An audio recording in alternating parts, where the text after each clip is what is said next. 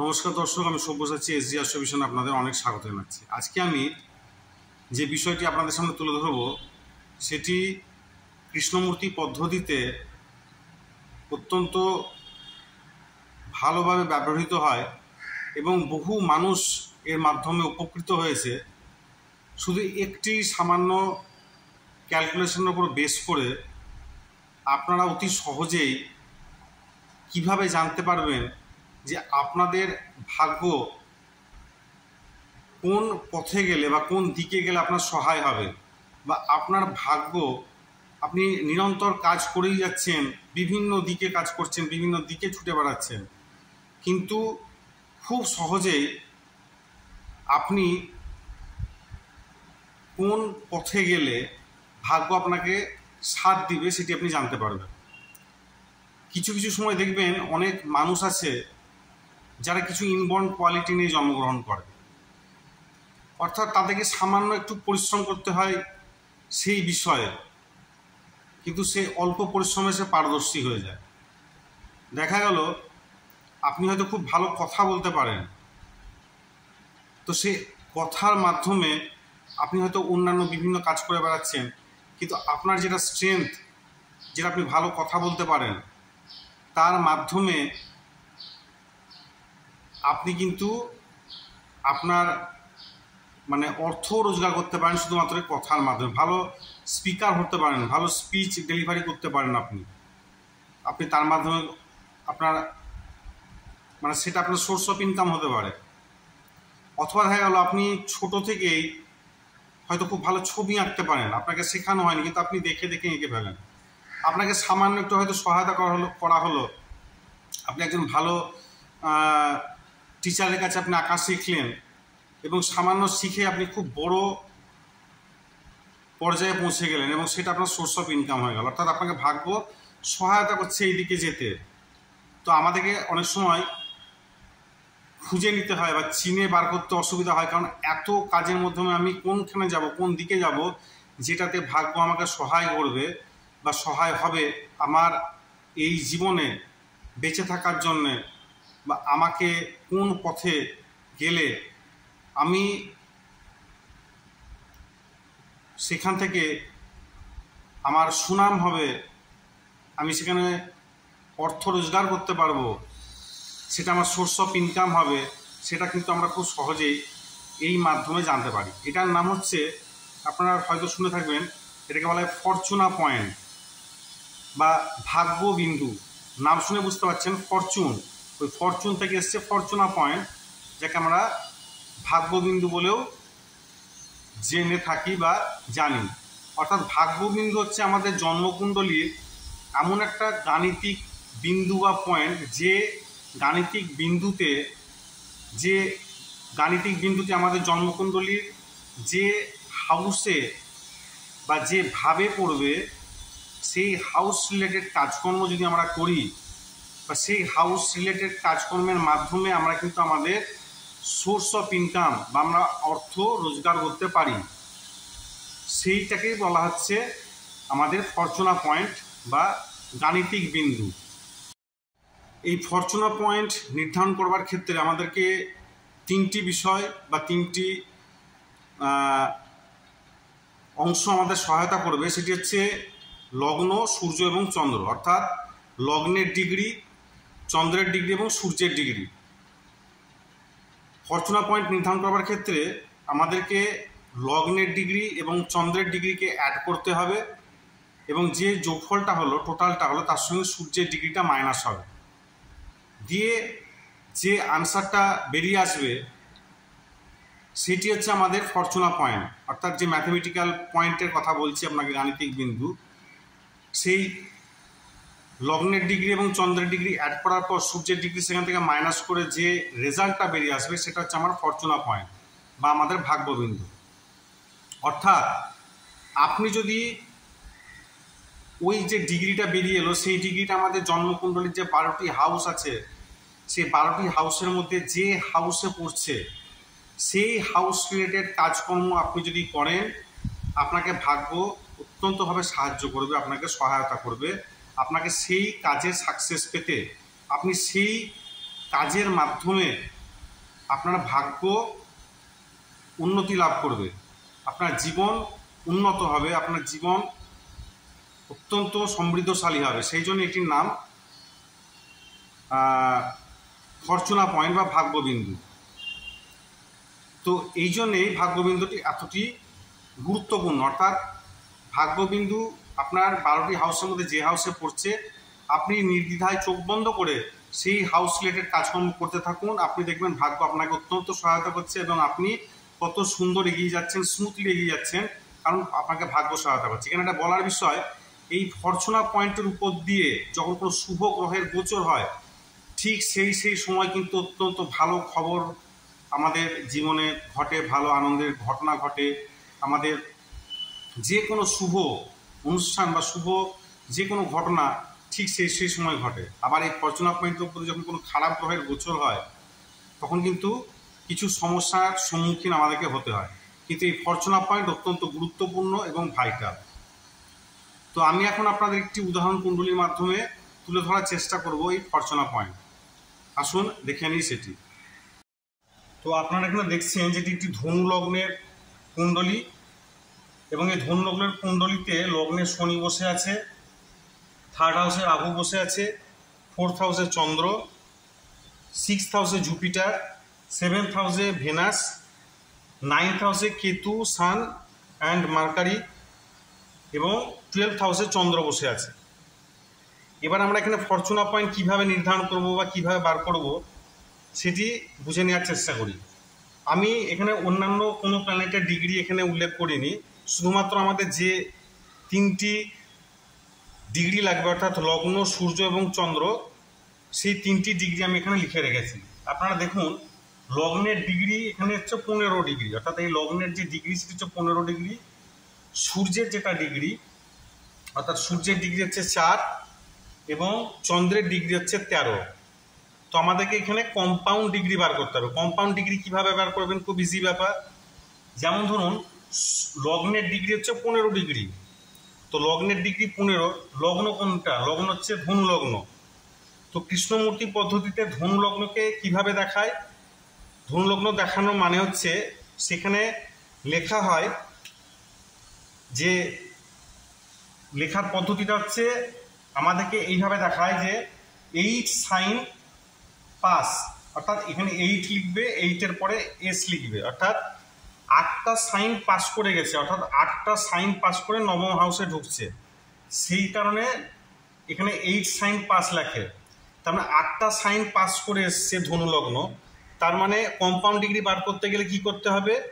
8 × 30, অর্থাৎ 8 × 30 যদি আমরা করি, এখানে আমি যদি এখানে লিখি যে 8 × 30, অর্থাৎ এখানে হচ্ছে আপনার 240 ডিগ্রি, 3 × 8 = 24 এবং 240 ডিগ্রি। এবার লগ্নের ডিগ্রি হচ্ছে 15, আপনি যদি এখানে 15 অ্যাড করেন তাহলে হচ্ছে 255 ডিগ্রি, অর্থাৎ লগ্নের ডিগ্রি অ্যাড করলে আপনার লগ্নের যে কম্পাউন্ড ডিগ্রি বেরালো সেটা হচ্ছে 255। ঠিক এই রকমভাবে আমি এটাকে মুছে দিলাম, কারণ আমাকে এখানে আরও হিসাব আপনাদেরকে দেখাতে হবে।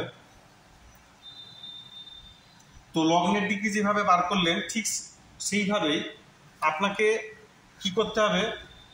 লগ্নের ডিগ্রির সঙ্গে আমি কি বললাম, চন্দ্রের ডিগ্রি আপনাকে অ্যাড করতে হবে। চন্দ্রের ডিগ্রি কত দেওয়া আছে? 13 ডিগ্রি। চন্দ্র কোথায় বসে আছে? চন্দ্র বসে আছে 8 নম্বর সাইনে। তাহলে আমরা কৃষ্ণমূর্তি পদ্ধতি অনুযায়ী আমরা চন্দ্রের যে কম্পাউন্ড ডিগ্রি সেটি আমরা কিভাবে লিখব? 7 সাইন পাস, অর্থাৎ 7টা সাইন পাস করে গেছে। তাহলে 7টা সাইনের মান কত? প্রত্যেকটা সাইন হয় 30 ডিগ্রি করে। তাহলে 30-এর সঙ্গে 7 গুণ করলে হয় কত? 210। 210 প্লাস চন্দ্র এই 8 নম্বর সাইনে বসে আছে কততে? 13 ডিগ্রিতে।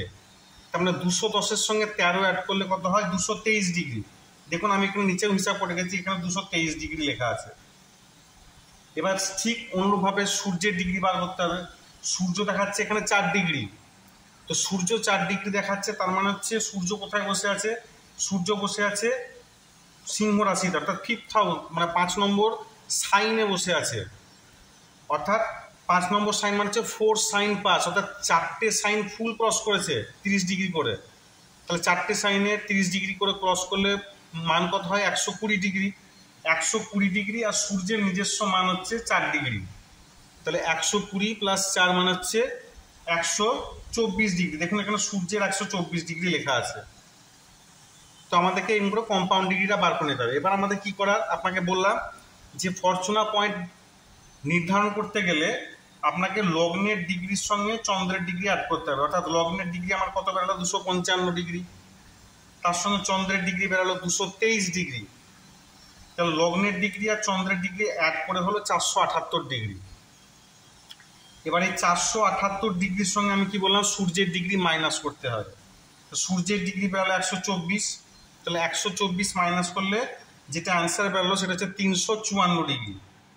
তো আমাদেরকে এবার এইটা খেয়াল রাখতে হবে যে 354 ডিগ্রি বেরালো, এই 354 ডিগ্রি মানে কোন সাইন পড়ছে। তো আপনাকে আমি কি বললাম, এক একটা সাইন হচ্ছে 30 ডিগ্রি করে। তাহলে আমি 354কে যদি আমি 30 দিয়ে ভাগ করি তাহলে আমার কোন সাইন বেরিয়ে যাবে। 354কে 30 দিয়ে ভাগ করা মানে হচ্ছে, 30 দিয়ে কেন করবো, এক একটা হাউস 30 ডিগ্রি করে। তাহলে 30 ডিগ্রি করে যদি 11টা সাইন হয় তাহলে 330 হয়। 12টা সাইন করলে কত হবে, 360। 360 মানে 354 থেকে বেশি হয়ে যাচ্ছে, তাই সেই জন্য এখানে 360 হবে না, যে কারণে আমাকে 11টা সাইন ধরতে হবে। অর্থাৎ 30 × 11 মানে 330। তো আমি 354 নিচে 330কে লিখলাম। 354 নিচে 30কে লেখা মানে হচ্ছে 24 বেরালো। আমার রিমাইন্ডার যেটা বেরোলো সেটা হচ্ছে 24। এবার দেখুন এখানে যেটা বলার বিষয় সেটা হচ্ছে এই যে আমি 11টা সাইন বেরালো, তার মানে কি 11টা সাইন 30 ডিগ্রি করে ক্রস করা হয়ে গেল অলরেডি। 11টা সাইন 30 ডিগ্রি করে ক্রস করলো। 11টা নম্বর সাইন মানে কি, কুম্ভ রাশি পর্যন্ত গেল। 11 মানে কুম্ভ, 9 মানে হচ্ছে ধনু, 10 মানে হচ্ছে 9 মানে ধনু, 10 মানে হচ্ছে মকর, 11 মানে হচ্ছে কুম্ভ রাশি। তার মানে কুম্ভ রাশি পর্যন্ত গেল। কুম্ভ রাশি অর্থাৎ 11টা সাইন পাস করা হয়ে গেল। 11টা সাইন পাস করে বাকি থাকলো কত, 24। এই 24 কি ডিগ্রি, তার মানে 12 নম্বর সাইনে ঢুকছে। অর্থাৎ 12 নম্বর সাইনে 24 ডিগ্রি, যেটা এই 24 ডিগ্রি যেটা বেরালো 12 নম্বর সাইনে, সেটাই হচ্ছে আমার ফরচুনা পয়েন্ট। অর্থাৎ আমার যে ফরচুনা পয়েন্ট অর্থাৎ এপি হচ্ছে কোনটা, আমার 12 নম্বর সাইন। তাহলে কি হচ্ছে, আমার এই ঘরটা হচ্ছে ফরচুনা পয়েন্ট। অর্থাৎ এই ঘরে আমি লিখে দিতে পারি এটা হচ্ছে আমার ফরচুনা পয়েন্ট। এই ঘরটার যেটা 24 ডিগ্রি, মানে আপনাকে ডিগ্রি অত ভাবতে হবে না, আপনি মানে এই ঘরটায় বেরালো 12 নম্বর সাইন। যেহেতু দেখুন আপনি ধনু লগ্ন, এটা মকর, এটা কুম্ভ, এটা মিন, তাহলে মিন রাশি পড়ছে কোথায়, মিন রাশি পড়ছে 4th হাউসে। অর্থাৎ এই 12 নম্বর সাইন, যেহেতু এখানে 11 সাইন পাস হয়ে গেছে, 12 নম্বর সাইন ঢুকছে, সেই জন্য 12 নম্বর সাইন অর্থাৎ 12 নম্বর যে রাশি, সাইন মানে রাশি, এই 12 নম্বর সাইনটা হচ্ছে আমার ফরচুনা পয়েন্ট। তার মানে আমাকে কোন জায়গার কাজ করতে হবে, কোন জায়গার কাজ করলে ভাগ্য আমাকে সাহায্য করবে, এই 4th হাউস রিলেটেড কাজ। অর্থাৎ আমি ল্যান্ড, বিল্ডিং, প্রপার্টি বা শিক্ষা, যদি শিক্ষা কারণ 4th হাউস হচ্ছে এডুকেশনেরও ঘর, তো আমি যদি এডুকেশন রিলেটেড কাজকর্ম করি বা বাড়ি গাড়ি শিক্ষা রিলেটেড কাজকর্ম করি তাহলে এখানে আমাকে ভাগ্য অত্যন্ত সহায়তা করবে। এই ছকটি যার, তিনি একজন স্কুলের শিক্ষক, তো তার ফরচুনা পয়েন্ট বেরালো এই 4th হাউস। এই 4th হাউস মানে হচ্ছে এডুকেশনের ঘর, অর্থাৎ এডুকেশন রিলেটেড কাজকর্ম সঙ্গে ইনি জড়িত আছেন। এবার দেখুন আমি যেটা বেরালো, যে রিমাইন্ডার বেরিয়েছিল 24 ডিগ্রি, এই 24 ডিগ্রি এই 12 নম্বর সাইন অনুযায়ী, অর্থাৎ মাফ করবেন, মীন রাশিতে 24 ডিগ্রি, এই মীন রাশিতে 24 ডিগ্রি অর্থাৎ 24 ডিগ্রিতে যে নক্ষত্র পড়ছে সেই নক্ষত্র হচ্ছে রেবতী নক্ষত্র। অর্থাৎ রেবতী নক্ষত্রের যে লর্ড, অর্থাৎ এখানে যে 24 ডিগ্রি যেটা বেরালো রিমাইন্ডার, সেই 24 ডিগ্রি হচ্ছে আপনার রেবতী নক্ষত্র হয় মীন রাশিতে।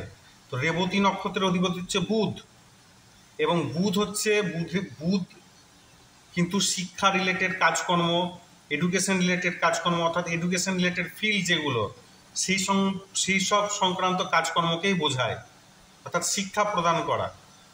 সেই ক্ষেত্রেও কিন্তু এটি মিলে গেল, অর্থাৎ ফরচুনা পয়েন্ট কিন্তু এখানেও মিলে গেল, নক্ষত্রের দিক থেকেও মিলে গেল, হাউসের দিক থেকেও মিলে গেল। তার সঙ্গে দেখুন আর একটা বিষয়, এই যে 12 লেখা আছে, এই 12 মানে হচ্ছে মীন রাশি। মীন রাশির অধিপতি কি? বৃহস্পতি। তো বৃহস্পতি কিসের? বৃহস্পতি হচ্ছে গুরুর কারক গ্রহ, অর্থাৎ গুরু, শিক্ষা, যে শিক্ষা দেয়, সেদিক থেকেও কিন্তু মিলে গেল এই ফরচুনা পয়েন্ট। অর্থাৎ এই চারটি যে ব্যক্তি, তিনি একজন স্কুলের শিক্ষক, অর্থাৎ তার দিক থেকে ফরচুনা পয়েন্ট 4th হাউস এটাও যেমন মিলে গেল। মীন রাশি, আপনার মীন রাশির অধিপতি বৃহস্পতি, সেটাও মিলে গেল। 24 ডিগ্রি যেটা বেরালো, সেই 24 ডিগ্রির অধিপতি রেবতী নক্ষত্র বুধ, সে বুধের দিক থেকেও কিন্তু মিলে গেল। অর্থাৎ ফরচুনা পয়েন্ট কিন্তু এই দিক থেকে পুরোপুরি 100% মিলে গেল। তাহলে আপনারা দেখলেন যে এই ছক আপনারা বারবার দেখুন, যদি বুঝতে না পারেন বারবার দেখলে অটোমেটিকভাবে আপনারা কিন্তু বুঝতে পেরে যাবেন এর ব্যাখ্যাটা। অর্থাৎ আপনারা এইভাবে ফরচুনা পয়েন্ট নির্ণয় করুন এবং আপনারা দেখুন যে আপনার ফরচুনা পয়েন্ট কোথায় পড়ছে, কোন হাউসে পড়ছে, এবং যে হাউসে পড়ছে সেই হাউস রিলেটেড কাজকর্ম আপনারা করুন। তারপরে আপনি আসুন নক্ষত্রতে, অর্থাৎ যে ডিগ্রিটা বেরাচ্ছে সেই ডিগ্রি অনুযায়ী সেই রাশিতে কোন নক্ষত্র পড়ছে। আপনারা যদি না বের করতে পারেন, এখন অনলাইন আপনি যে কোনো অ্যাস্ট্রোলজি সফটওয়্যার বা সফটওয়্যারে আপনার ডেটা এন্ট্রি করে আপনারা সেখান থেকে বের করে নিতে পারবেন ফরচুনা পয়েন্ট। অর্থাৎ ফরচুনা পয়েন্ট অত্যন্ত গুরুত্বপূর্ণ এবং আপনার জন্য খুব হেল্পফুল।